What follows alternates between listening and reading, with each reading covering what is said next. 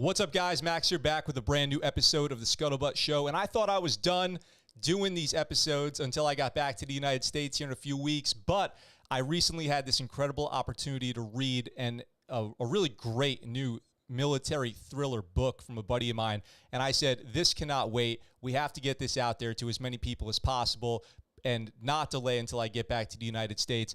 And today on the show, I am very excited to announce that I have the author of that book. Let's give a big Scuttlebutt Show welcome to our guest, JL Hancock. Jim, how are you doing? Great, man. Thanks. It's good to be here. It is great to have you here. So right now on the screen, I am showing everybody the website for your book, The Hawk Enigma. And this is the book that we're going to be talking about today. Congratulations on recently publishing this book. Big congratulations to you. Thanks, man. Appreciate it. Yeah. So for everyone who is just tuning in, they have no idea who you are. Could you introduce yourself, please? Yeah, sure. So my name is JL Hancock. I'm the author, just as Max said, Hawk Enigma, a military techno thriller.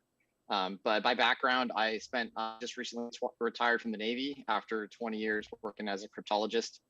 Spent about 6 to 8 of that working in the intelligence community side, and then about 12 of it working in special operations community. And so based on the job that I did there, I ended up writing this current novel that I have just put out. That's awesome. So it's no small feat to do a career in the military and then retire. So congratulations. That's incredible. Thanks, man. I mean, it's a big, I feel like I want to have a big celebration for you today because you have the book, retirement. The book is awesome. I mean, I can give you guys right now the bluff, which is go check it out. Is it available now? Yeah, so actually it goes on sale tomorrow in all formats, in ebook, paperback, and hardback.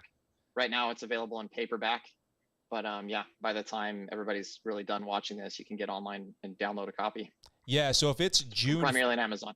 Great. So if it's June 4th, wherever you guys are listening, if it's after June 4th, 2022, wherever you're listening to this, whenever you're listening to this, you can go get this book and check it out. It's available to you now. If you don't mind, I'd like to read a little excerpt from it. Do you mind? Yeah, go ahead, man. All right. So this is from The Hawk Enigma. I found this part to be particularly relatable. And at first it caught me as like, you know, that type of thing that people would go exactly like it is in the book. Like, what are we talking about? But it's a culture thing. It's a community thing. And it says a lot about what this book's all about and the message and the community. So here we go. This is an excerpt from The Hawk Enigma. This is a dead hooker moment. Naomi's eyes jumped over to the giant. Excuse me? Frisco and Voodoo looked at Stu and immediately caught the reference, merely bobbing their heads. How is this a dead hooker moment? Naomi asked. I'm sorry if this sounds crude, but in our community, there's kind of a saying. When we want to give an example of how loyal we are to each other, someone ends up saying, I'd bury a dead hooker for him if he asked me to, Frisco explained. When would this kind of conversation ever come up? Naomi looked at Frisco and Voodoo in utter disbelief. They looked at each other and shrugged. Not literally, it's a metaphor for, shut up, Frisco, I got this, the Stew Bear said as he turned to Naomi using his massive hands to explain. The sudden animation in his expressions made the horrifying topic intoxicating. Your buddy makes a mistake, and for some reason he caught a body, and he's got to deal with it.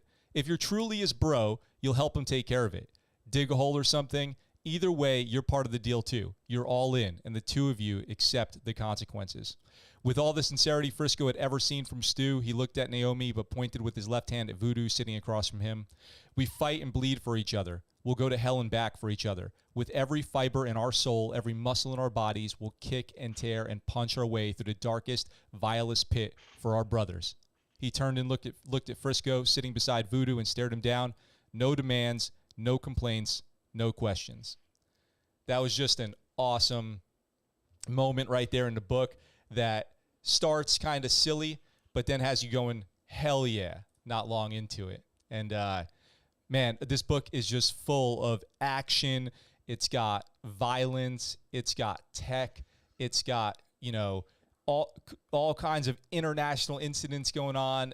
I mean, tell us a little bit about the book and why people should go check it out. Yeah, sure. So the book, really, the premise of the story is you have this warfighter who is dealing with a very traumatic past, and he relives his past pretty much every night in his nightmares. But at the same time, he suddenly starts hearing this voice in his dreams that it's kind of prophetic and telling him about some danger that's coming in the future. So in the middle of all that, this individual is starting to think that he's losing his mind. But at the same time that happens, these scientists in Japan that were developing a form of artificial intelligence called the God algorithm go missing.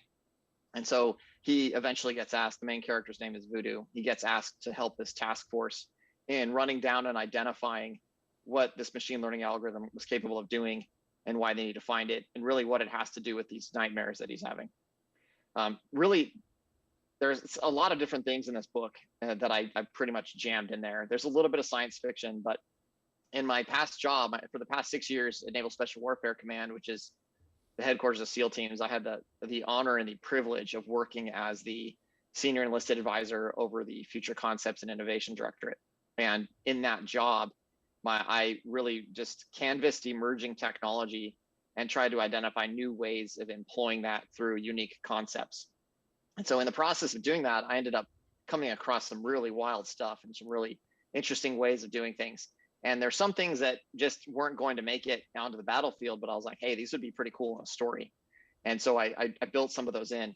So what I tried building overall in the story was not just characters that you can relate to or a storyline that you want to follow, but technology that is cutting edge, that is real world application of the way that some of this stuff is coming out, that feels like science fiction, but in every respect, a lot of it is total science reality.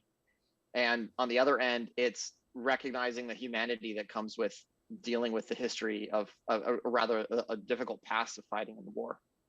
And that's really the benefit of the story, is you get all of those things in one. Yeah. I'm glad that you gave that intro, because it kind of gave me an idea of some questions and where to go. And I don't want to jump in and give too much away about the book, but there is a ton about you kind of hit it because you've been working on emerging technologies, and technology is the name of the game in this book. It revolves around that. Do you have a big personal interest in this kind of field as well? Is it all from work? Like, have you always loved tech? What's your background in all that? Sure. So I originally joined the military as a cryptologist, but I wanted to mainly learn a foreign language. I'd already spoke Japanese before I came in, and I went to the Defense Language Institute and I learned another language.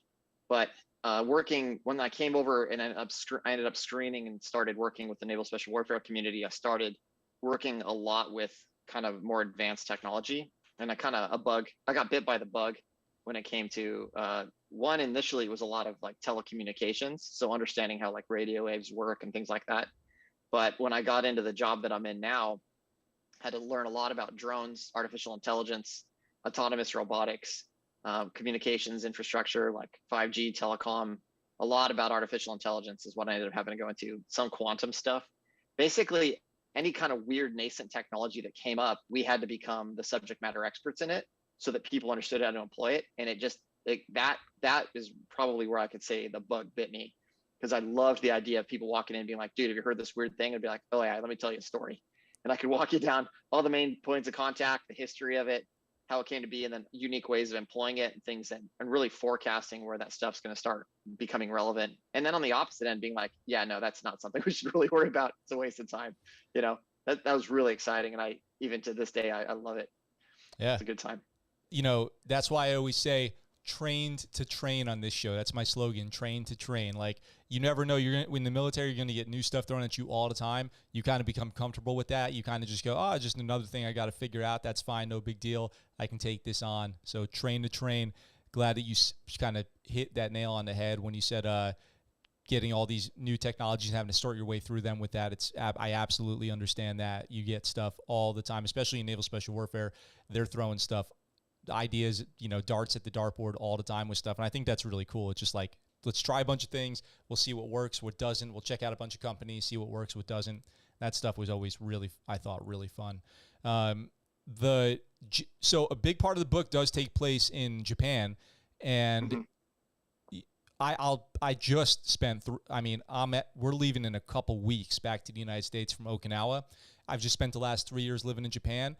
Absolutely authentic Japan information. I mean, have you lived in Japan? How much time have you spent over here? It's like you are very familiar with it. Yeah, I lived in Japan for 2 years before I joined the Navy. I lived up near Hiroshima, but I lived also in a place called Okayama Prefecture, and then on the island of Shikoku. So a lot of people don't know, Japan is like mainly 4 main islands. There's Honshu, which is the really big one. There's Hokkaido, which is way up north, and then Kyushu down south, and then there's another one called Shikoku, which is the smaller one. I lived on Shikoku and then Okayama and Hiroshima. So I never actually lived in Tokyo. I've been there, but I never lived there, even though the book takes place there. Yeah. Yeah, I've been to Tokyo. I've never lived there. We've been to Kyoto, Osaka, Hokkaido is beautiful. If you ever get a chance to go up to Hokkaido and go skiing or snowboarding, it's the most beautiful place I've ever been to in my life for it, in Niseko Mountain. But you talk about things in there. You have references to, convenience stores, hotels, I'll just say, and so much other stuff. I just don't want to spoil anything because people should go read the book, The Hawk Enigma. You should go read it. But I'll just say, if anybody is, when you're reading it, everything in there that takes place in Japan feels incredibly true to life. You did a great job. So I want to commend you on that. I think it's fantastic. Great job. Thanks, man. Your Thanks, lived man. experience, as well as research that you must have done with geography and locations and all that. It really shines through. So great job on that. Thanks, man. Yeah, that was one of the easier parts of the book, is I just went off of memory from a lot of that. And especially when I talked about places like the Shotengai, which are like the outdoor malls and things like that are pretty common in Japan. But another thing that was about it is the reason why I wanted to bring Japan into the conversation is when people think of like military activity, they tend to default to places like the Middle East. And I wanted to transition away from that particular area in the story, even though there is a little bit of the Middle East in there, but just a tiny bit, right? But I really wanted to tell a story of a different part of the world, for sure. Yeah, you do a fantastic job. There's a lot in the book of the tragedy that is war. There's another great line in there about I'll just say the differences between combat and war, and all the stuff when it comes to our main character and dealing with post-traumatic stress. Is that written from experience? So, a little bit, yeah. Some of it was literally me writing a memory and then removing chunks of it. And then it started just meshing over time. And by the time it was completed, it wasn't anywhere near the original memory. But I try to involve as many senses as possible when you're reading the story. I want you to smell it. I want you to taste it, in both a good way and in a bad way. Like when, there's something bad's happening, I don't want you to be reading through the story and still thinking of something happier that happened earlier in the story. I want you to feel that metallic taste of blood in your mouth, when you're reading the story. I want you to smell the ramen and be like, dang, man, I'm hungry.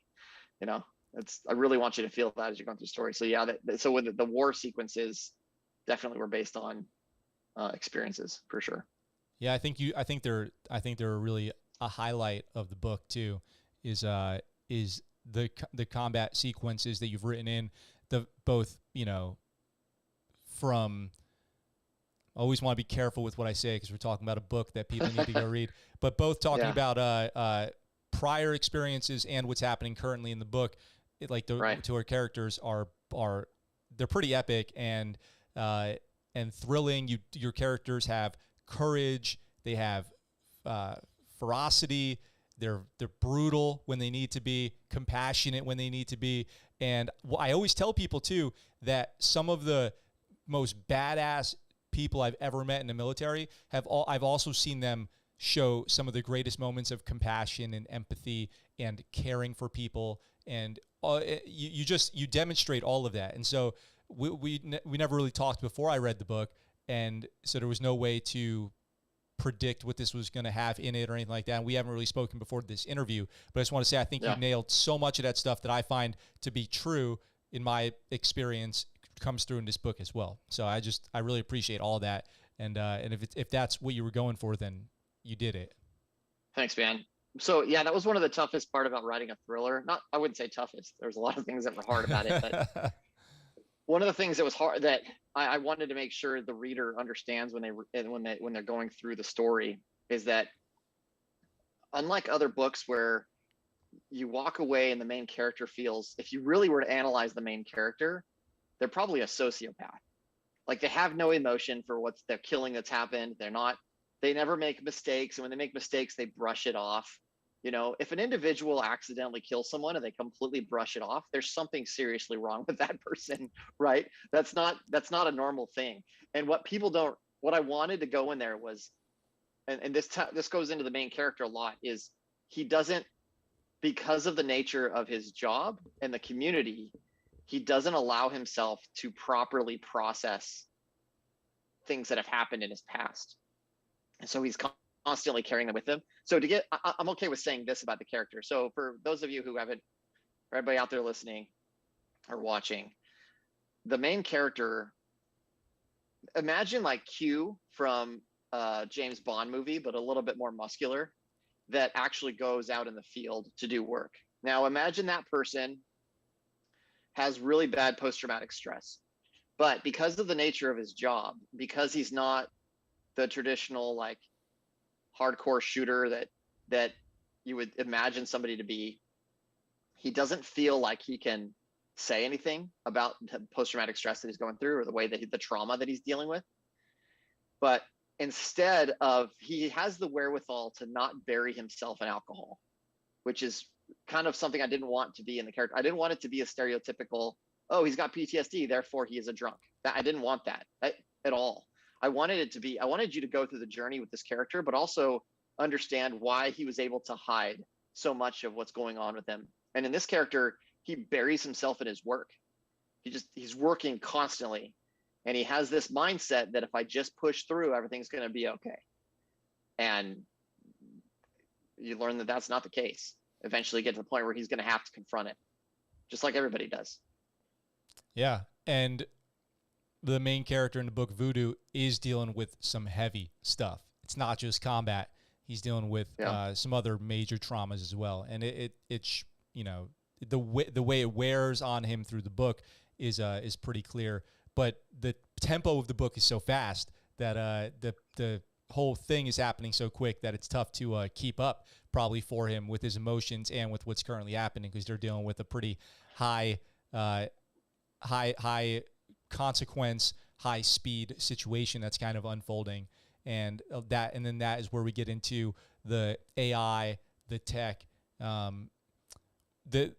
Can we talk about the AI, if people don't know what AI, Sure. or a little bit about artificial intelligence and why you chose to put that into the book and what role you think that plays in our world? Yeah. So a lot of this actually comes down to why I wrote the book to begin with. So I had so in 2018, I found like a mass on my back, and it turned out to be melanoma. And I had a punch biopsy, and then they diagnosed me with cancer. And then so it was all removed and everything was good. But unlike deploying and being in combat, something like a disease wears on you in a different way. And the only way I can describe it is it's kind of like fighting an opponent that you can't punch or kick, but they can keep coming after you, and you're always watching your back.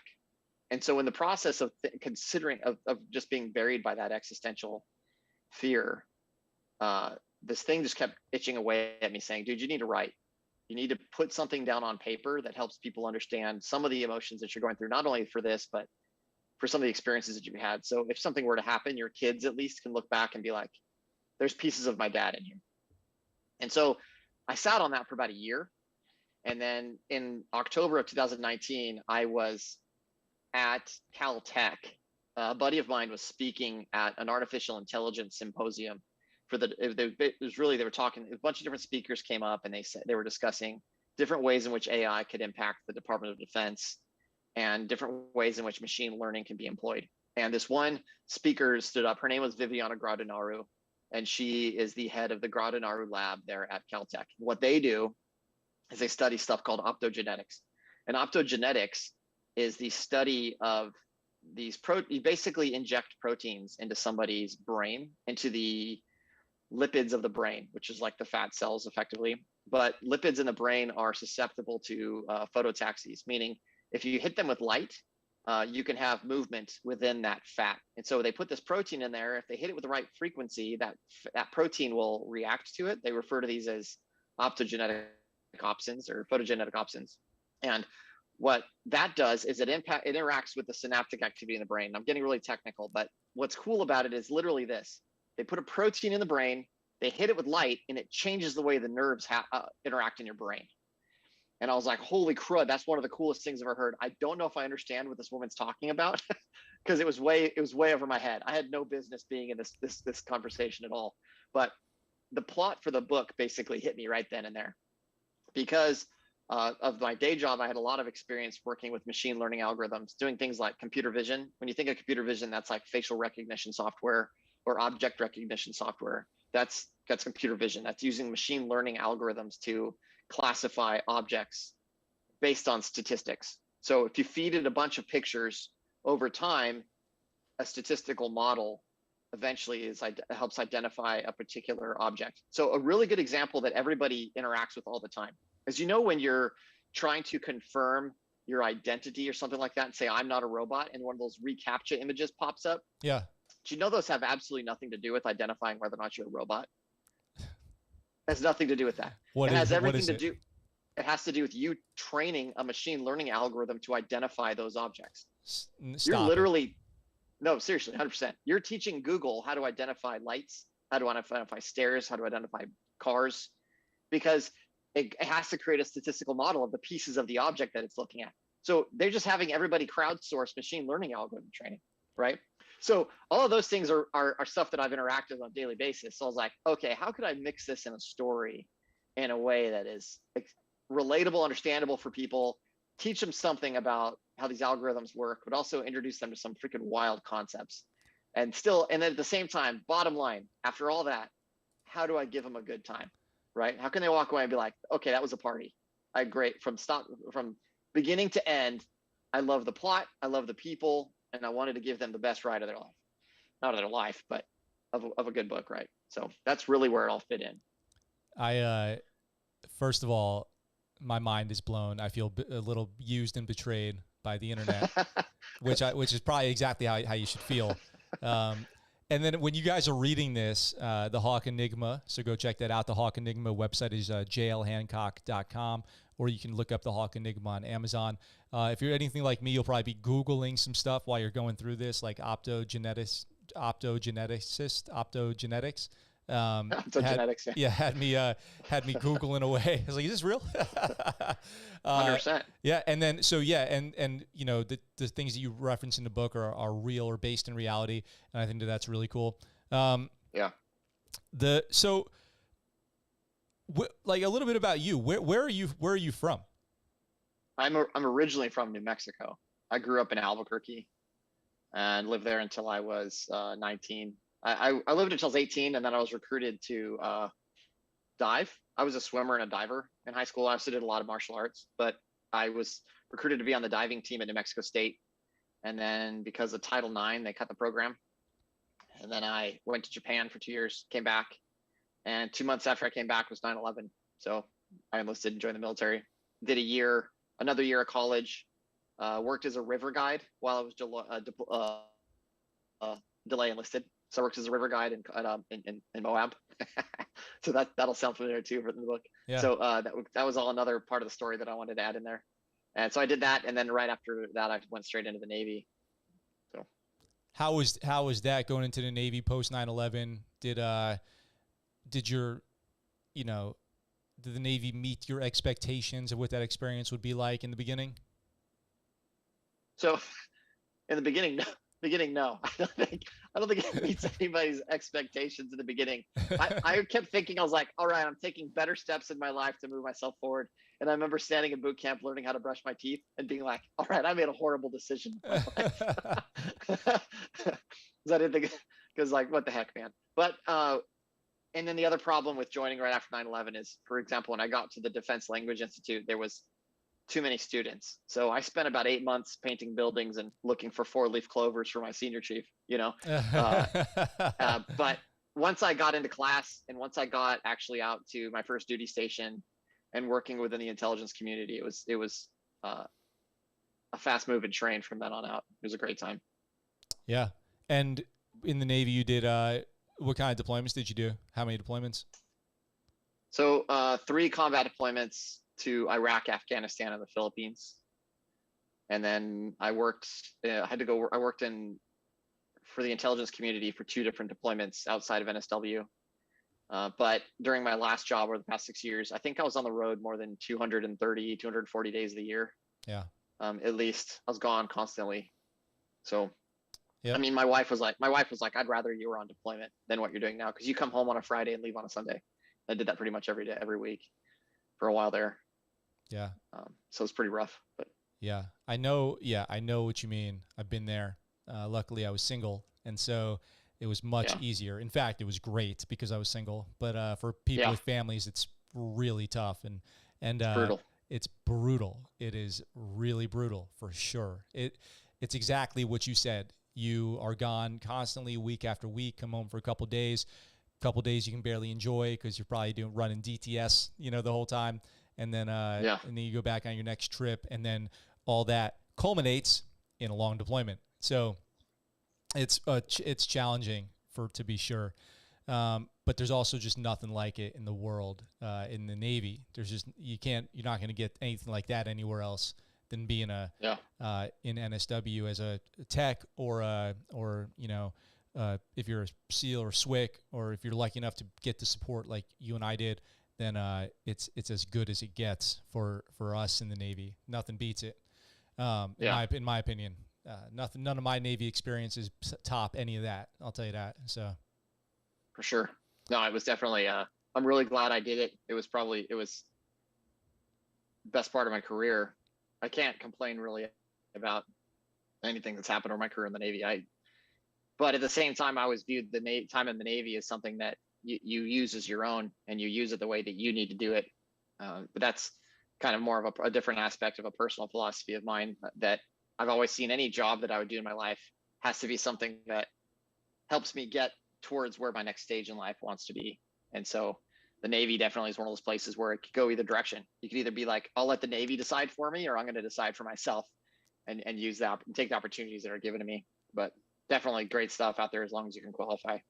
Yeah, I don't know if maybe this is exactly what you were saying, but when I was in the Navy, I figured my philosophy was, as long as I'm here, I am 100% dedicated to this, and anything that comes my way, I'm going to jump on it and go do that and take that opportunity, volunteer for this, volunteer for that. I mean, I only get one shot at this. I'm not going to be able to join the Navy again when I'm 65, probably. Yeah. So things would have to go pretty bad out there in the world for me to ever have a second chance to do any of this stuff. So I better do it now while I can. Yeah. At that point in time, it's not joining the Navy, it's joining a militia. Yeah. Things got pretty south. Yeah. Yeah. So you had a, big career in the Navy, multiple deployments. You've been all around the world. You even lived in Japan before the Navy. So you've had a pretty wild ride throughout your life, traveling and exploring different cultures and all that stuff. So you decided to write this book. What was from the moment of deciding to write the book to putting words on paper?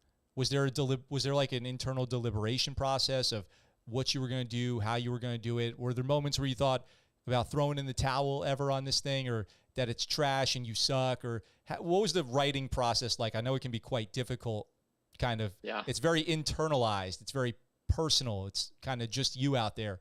Was that, or am I wrong? How was that? How was it all? No, writing is, I could quote a lot of different other writers, but writing is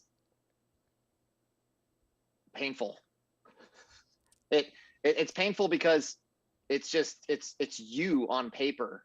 And when people read it, it's like, they're judging you with every word that goes through their mind as they read it, and you know it. And so you're like, I've got to put my best thing out there. And are they reading it the way that I write it? And so think of like a person going and auditioning for American Idol. There's a difference between the person that goes out there that knows how to sing, and then there's a person that thinks they can sing. Everyone thinks they can write. And the truth, and so I've written a little bit when I was a kid, but nothing like this. And I'd never even contemplated writing prose at this scale. But after I attended that symposium and I came home, I was like, dude, you're going to do this and you're going to finish it. I don't care what you do. You're going to figure this out and you're going to figure out how to write a book. And I just started crushing like those master classes. I started crushing those. I started reading a ton of books on different structures of books, different things that going through, and I found writing groups. I found people to give me constant feedback on it. But the biggest thing that I had to recognize is that as a writer, you can't allow the fear of criticism to stop you.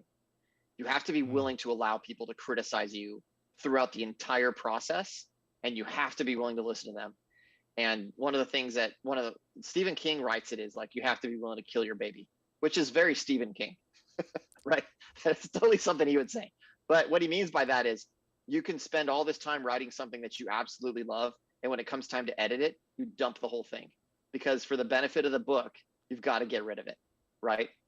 And so there's plenty of the book that I wrote, probably 130, 140,000 words, and I dumped maybe 40,000 of them because they just didn't fit the story and it didn't work. And I had to be willing to do that. And I think, but that also came back down to a general motto that I had for my current job. And that is, the only two attributes you really need to be effective in any situation is humility and grit. Now, humility, I don't mean lack of confidence. I just mean the ability to recognize that you have shortcomings and you need to overcome them, and then the grit to persevere through them. And so I was telling myself, all right, dude, you don't know how to do this, and eventually you're going to have to put it out and people are going to criticize you. You're going to have people that are going to say you suck. And I'm going to be like, yeah, okay, that's your opinion. But at the same time, I'm just going to have to let that wash off me, because, and having worked inside of a community like the one we're a part of, writing a book, quote unquote, writing a book is the worst thing you can do, right? You're a jerk if you write a book. However, it's fiction. I made it up, right? And so I was like, all right, well, how could I share the story that I want to share without divulging things in the community and respecting the community? So there are certain lines I never crossed. Like, for example, I would never use real unit names. I would never discuss actual high-level tactics, techniques, and procedures. I was not going to expose any of that. So, but at the same time, people that know the community, they're like, oh, he's talking about this guy. But you're the only one that knows that, right? And so anybody else, when they look at it, they're not going to be able to figure out what it is that it actually might be sensitive in any way. So I was really playing that dance, and after a while and going through that process, it became a lot of fun. And I found myself obsessing. So it was at night using my iPad and just and a little external keyboard, just from 10 p.m. to about 2 o'clock in the morning every night was just me crushing away on that book. And then COVID helped a little bit because we were just all kind of stuck in our houses, right? Some late nights there. But I think from the time I started to the time I finished, it was 6 months to my first draft. And then it was about a year. It's quick. Yeah. First draft was quick. Now it had problems. And it needed to get worked. And it wasn't until I started going through the professional editing process where people don't realize it's not like, let me check this for grammar. It's like, no. You have what's called an editorial assessment, where somebody just reads the whole book and then goes, here's the major plot point problems you have. And then you have a developmental edit where a person goes chapter by chapter, line by line, and goes, this doesn't jive with this part of the story. This doesn't make sense. This is great. And then you fix all that. And then you have a copy edit where they basically check and fix every single thing inside there. Like, hey, you use metric here, but you need to be using imperial at this point, right? You're being inconsistent with that. You need to tighten that up. And then finally you have a proofread. And then finally after that, you have a format edit. So that's 5 or 6 different edits that have to go through the book if you're going to write a professional book. By no means, you could always just skip all that and just publish, but you've written a 99-cent book. And I didn't want to do that. I want to write a legit story that is worth reading, a book that I would want to read, right? And that's really where it came down to. And so then you had to learn about things like, all right, am I a plotter or a gardener? And a plotter, and the difference between that is a plotter is a guy like James Patterson, for example. He spends a month writing the outline for his books. And then he's gotten so good at writing the outlines, he doesn't write them anymore. He doesn't write the book anymore. He writes the outline and he hands it off to a ghostwriter and they finish the book. And then they publish it. So most James Patterson books are written by other people, and but he's so fast at writing outlines now that he crushes them out. However, on the other end, you have like George R.R. Martin. He's a gardener. He doesn't plot. He just writes the story as he thinks the characters will move along, which takes longer, but sometimes the story feels more organic because of it. It's not so formulaic. So it's just whatever end of the spectrum you're on. And I had to learn where I am in that space. And so it was fun though. At the same time, it is still nerve wracking. And then I also had to send, the book had to go through a formal review, because even though it's fiction, I had to send it through what's called the Defense Office of Publication and Security Review, which is at the Pentagon, and they had to read it. And then I had to send it through my own command there in NSW, and they had to read it. And then legal had to go through it. Took a while, but they all came back and they're like, all right, you're good to go. So this format's been cleared by everybody, because there's no way I was going to push something out that wasn't approved. So yeah, a lot of hurdles to go through just to get there. Just have somebody give you a couple stars on Amazon, right? Hated it. Hated it just because I can. Not because I didn't even read it. I just don't like this guy. Yeah. Thanks, dude. Got it. It's, there is something to be said about when a lot of people, they don't know why something's right, but they can tell when it's wrong. And reading a book that you would buy in a bookstore is kind of the same way. Like, you don't really know what to expect, but if it wasn't right, you would go, there's something off about this. Your book is a real book. I've had people hand me books as part of my, role hosting this show, and I'm like, I can't help you with this because I don't think that I can recommend this, or you shouldn't be handing anybody this. This is not okay. Like, please go back. There's like spelling errors on the first page. You know what I mean? Like, somebody handed me a printed book, a novel, with spelling, grammar, formatting errors, page 1. And I was like, dude, is this your best foot forward? Like, is this what you want the world to know about you? And it's certainly not easy. I mean, I've been trying to write for about a year on something now, and I've talked about it in the show before, and it's not easy, and it is very humbling too, because you go, wow, am I an idiot? Like, what is going on? This is tough. But your book, The Hawk Enigma, feels like a real book, and it's really worth the cost of entry. You get your money's worth from story, from cool military tech and missions and character development and international espionage going on. All this stuff, like, there's heart in it too, and everything is really great. And the climax, the finale is epic. I mean, just epic. There's brutal, violent action sequences paired with beats of humor perfectly, and I mean, spot on. You really nailed it with this one. I think I think I can't wait to see the next one. Is there a next one? Is there a plan for a next one? Yeah. No, I've got my sequel's due to my editor in September, so cranking away on that one right now. You go. So the goal is to get one out every June, to have another one out. So oh wow, I'm writing the sequel on that. I started writing a separate standalone novel, but Ukraine kind of screwed up my plot, so I had to go back to the drawing board on that one. Not starting over, but I'm like, all right, how am I going to tweak the narrative on this one? This one needs to change. But yeah, I am writing the sequel to the Hawk Enigma right now.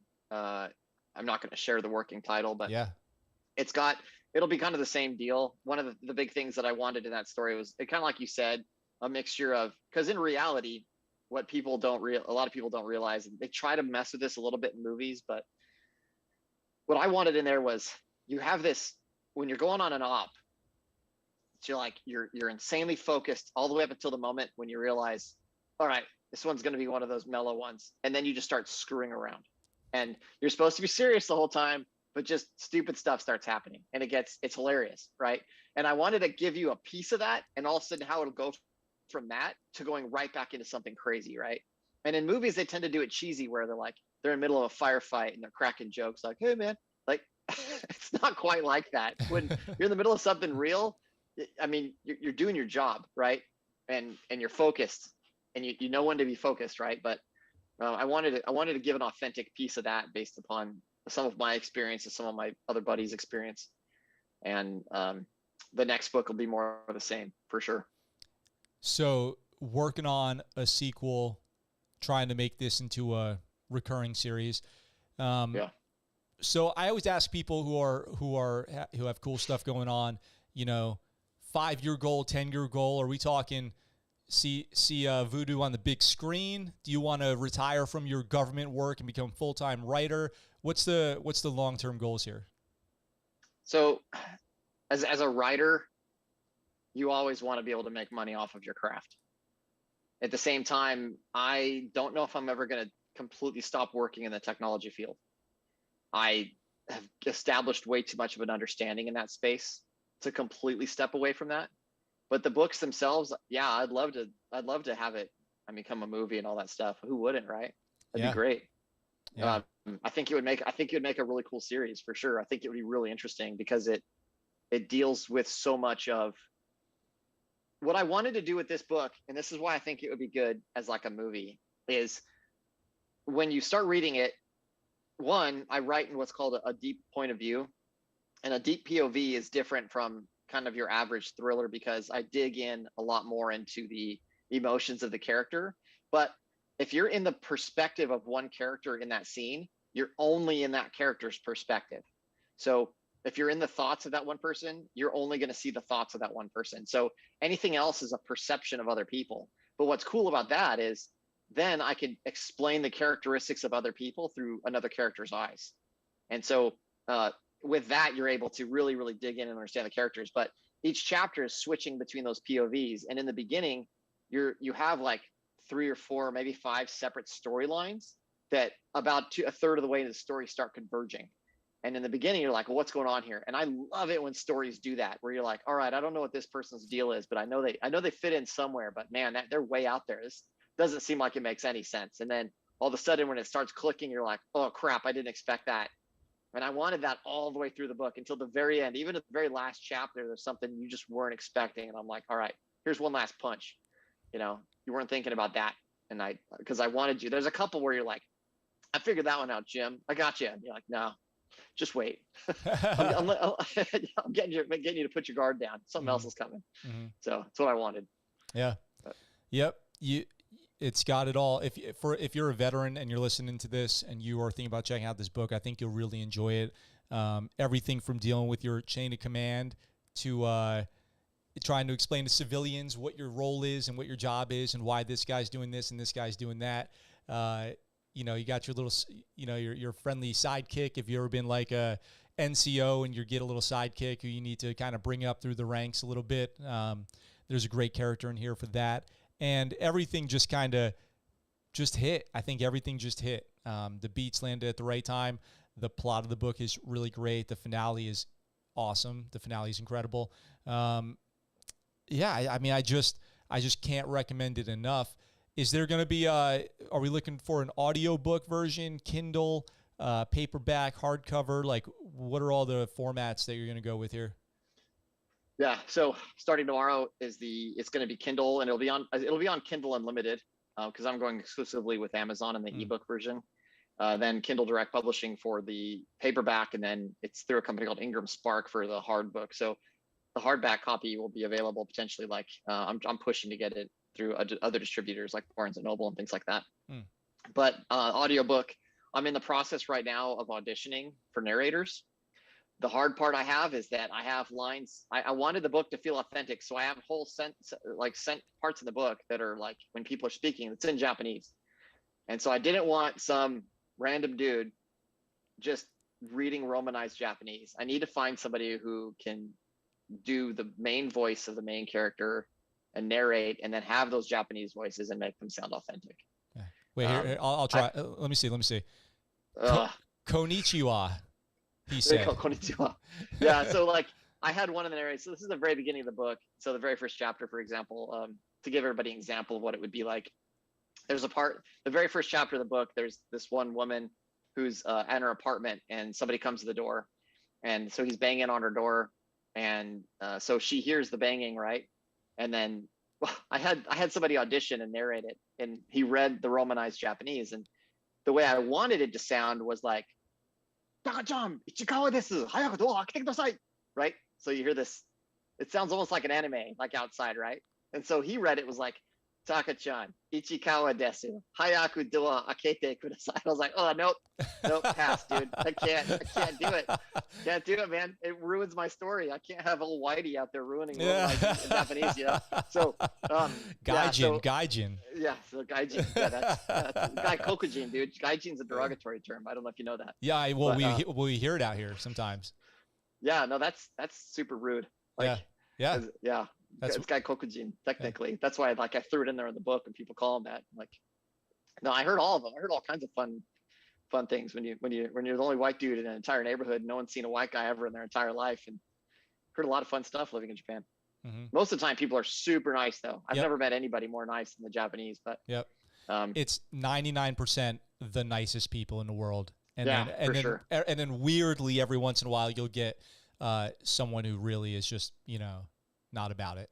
But that's very rare that you hear it. No guy, you'll be walking around, you're like, no gaijin or something like that. It's like, wow, okay, I guess that's fine. Yeah, there were some things I was going to incorporate in the story, but I couldn't find a way to fit them in. Like the uyoku, which are like the right wingers in Japan, which is like they don't want any foreigners in the country, period.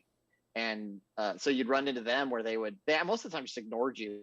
They would be like, look, dude, you're not allowed here. Like, I'm not gonna let you in the building. They weren't rude. They would just go up like, have you ever seen the batsu and people put their fingers like this? Yeah. Like that. Ever seen that? Yeah. So like, depending on the severity, it goes up your arms, right? So if you see them, they're like, nope. Like, oh, I got the full arm on that one. Okay.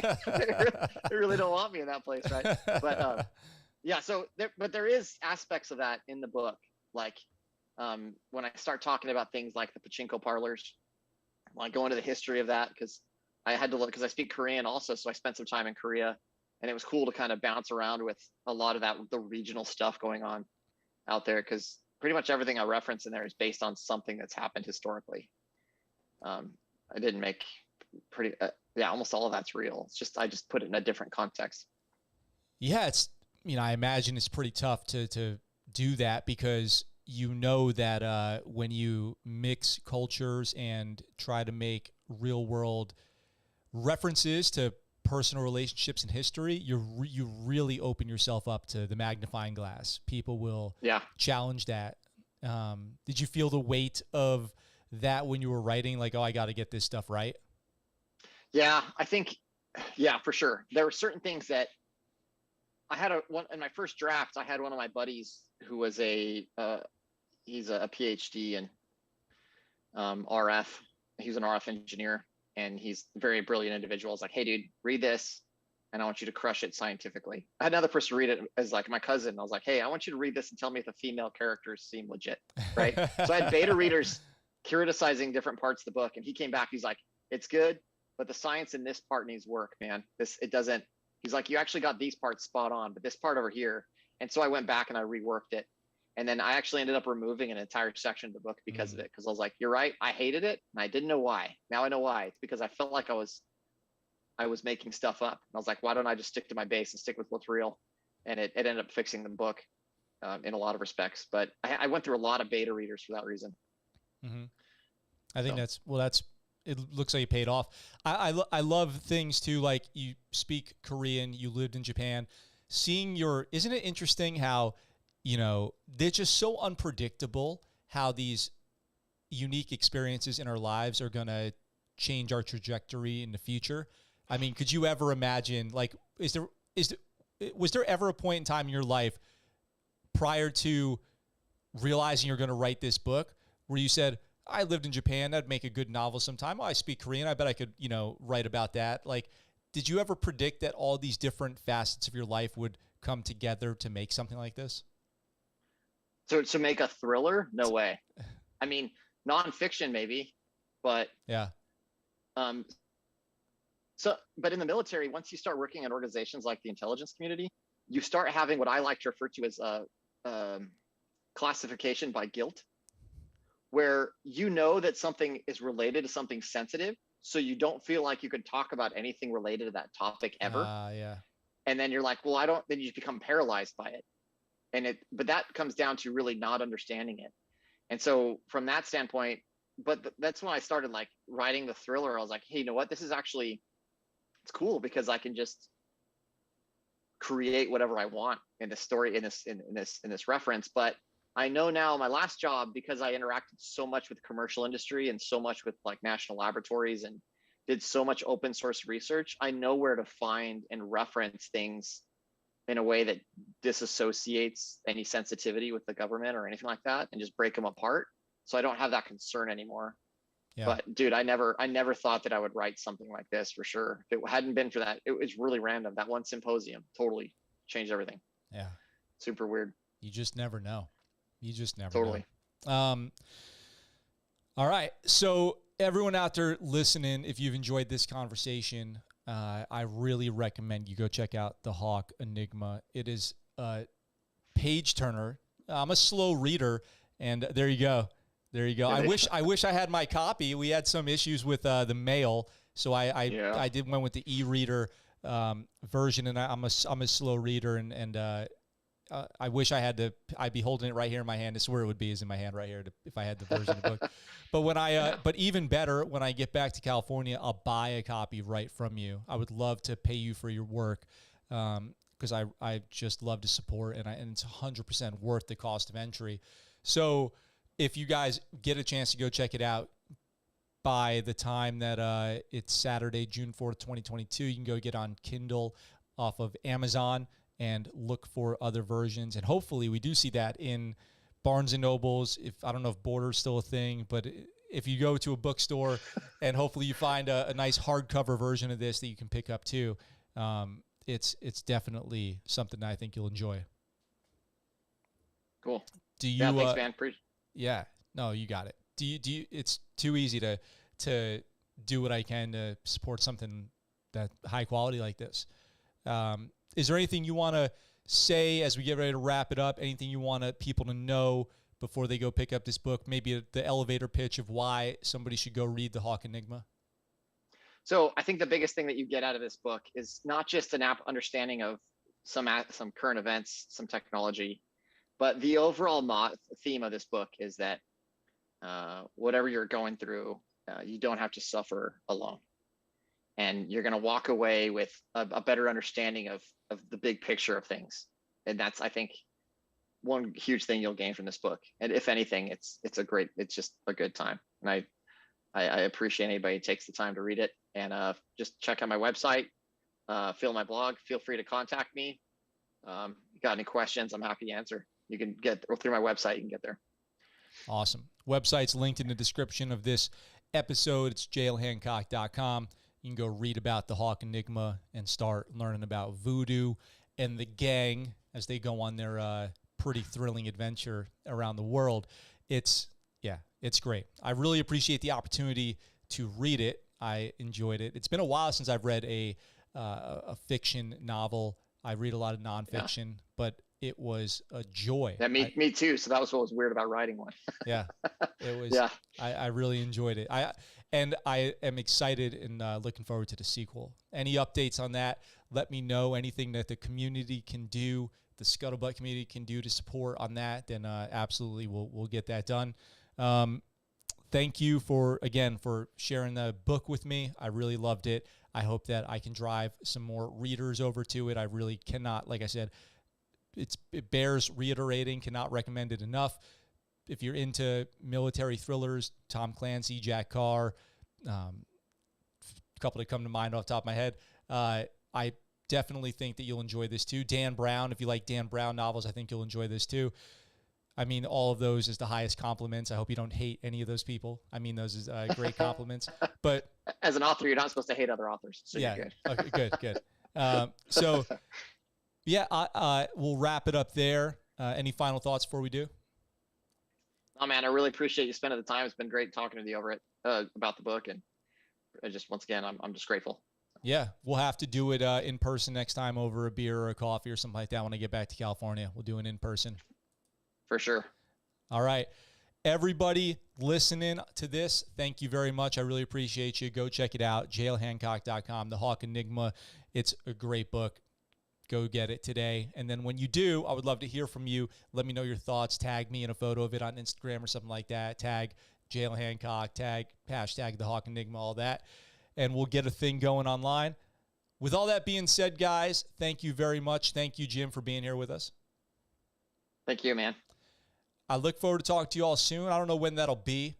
Maybe we'll do one more like Q&A or something like that before I move back to the U.S., but we'll figure something out. Until next time, guys, thank you for being here. For now, that's the Scuttlebutt.